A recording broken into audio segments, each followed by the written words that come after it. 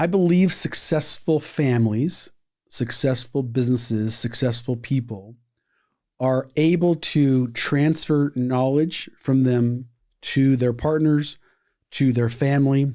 And if the person in the family dies or can't, the family members know how to operate everything. And as a team, they're way better as a whole team. But losing one family member, losing one business partner, everyone is transferred. As opposed to, let's just, crazy that one guy or one lady in a company keeps all the knowledge to themselves because they're afraid for their job and they don't want to transfer that knowledge.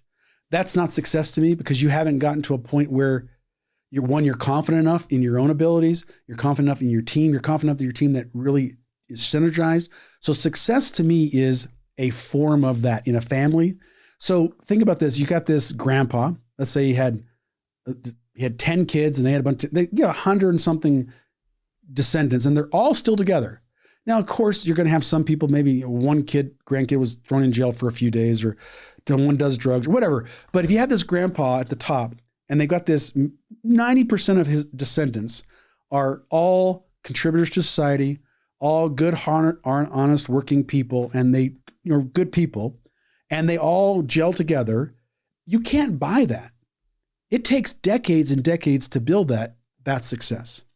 And the company's the same way. Running a company, to be at the top, or a group of people at the top, and they have their employees and their associates being able to duplicate what they do. And if they get killed in a bus accident, next day, everything still works right. That's success, because the person at the top, or the people at the top, are not afraid for they're so successful.